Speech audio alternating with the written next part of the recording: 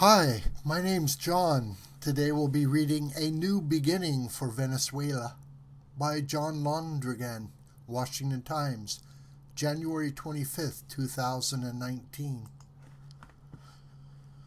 John Londregan is a professor of politics and international affairs at Princeton University. This has been a momentous month for Venezuela. After years of suffering the usurpation of dictator Nicolas Maduro, the Venezuelan public rallied behind interim President Juan Guaido to demand the restoration of Venezuelan democracy. Wednesday, the people marked the national holiday that commemorates the departure of an earlier dictator, Marcos Perez Jimenez, by taking to the streets in the tens of thousands to demand the departure of the despised autocrat. Moreover, a phalanx of governments, including Canada, the United States, Guatemala, Honduras, Costa Rica, Panama, Colombia, Ecuador, Peru, Paraguay, Brazil, Argentina, and Chile, not to mention Britain, Denmark, Portugal, and Kosovo, have now recognized Mr. Guaido as Venezuela's legitimate head of state. Luis Almagro, head of the Organization of American States, has also recognized Mr. Guaido as the president of Venezuela, while Spain and France have withdrawn support for Mr. Maduro.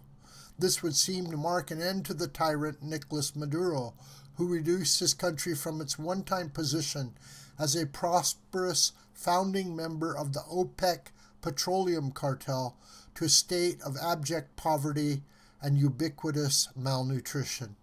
When the public took to the streets in outrage, he sent out snipers to shoot the protesters. When elections went against him, he imprisoned opposition leaders and generated his own rigged pseudo-electoral process. Mr. Maduro is revealed as illegitimate, ineffective, and unrecognized by most of the region's political powers. The matter is not so simple. While Mr. Maduro was putting his country into a death spiral of poverty and repression, he was also building up an anti-democratic power base.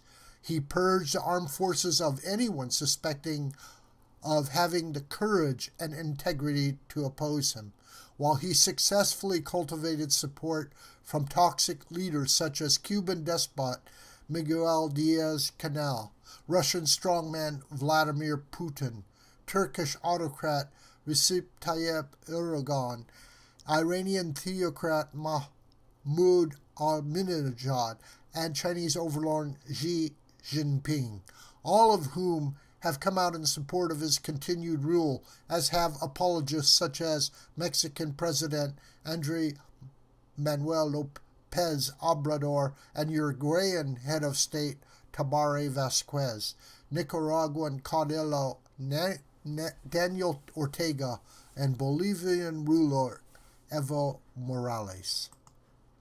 Mr. Maduro's lackeys in the military have spoken out against Guaido in support of their master, who is gambling that he can bludgeon his way through the current crisis.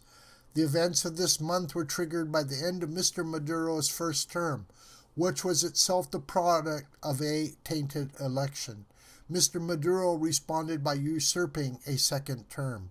The one remaining pole of opposition to Mr. Maduro within Venezuela, the National Assembly, was elected in 2015 in a rebuke to Mr. Maduro, who responded by appointing an alternative legislator to rubber stamp his actions.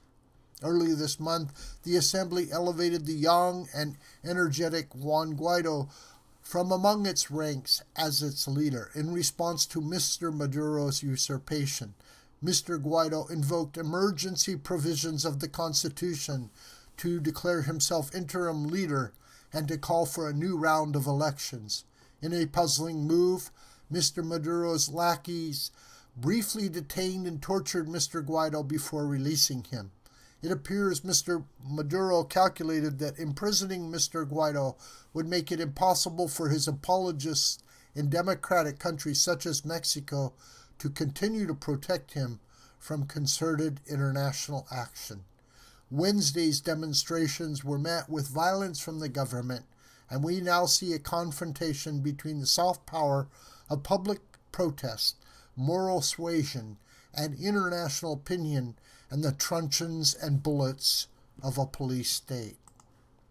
While the police state would seem to have the edge, this is only true if it continues to persuade the armed forces that having backed Mr. Maduro will not make them pariahs in the future, that Venezuela will continue to be able to find countries to trade with, for no country in the Americas is economically self-sufficient absent trade with its neighbors, and that Venezuela's neighbors will not intervene directly to restore order.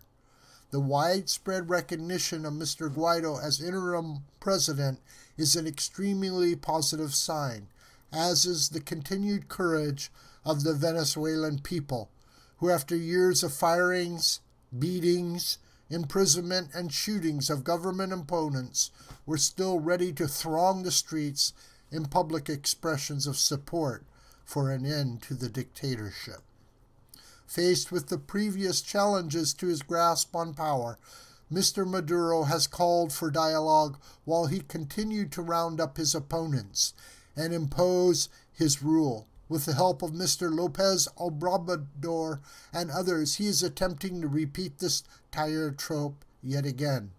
But continued tyranny in Venezuela has meant continued bloodshed. The talk for time is over. The moment for Mr. Maduro's apologists to withdraw their support for his oppression of our brothers and sisters in Venezuela is at hand.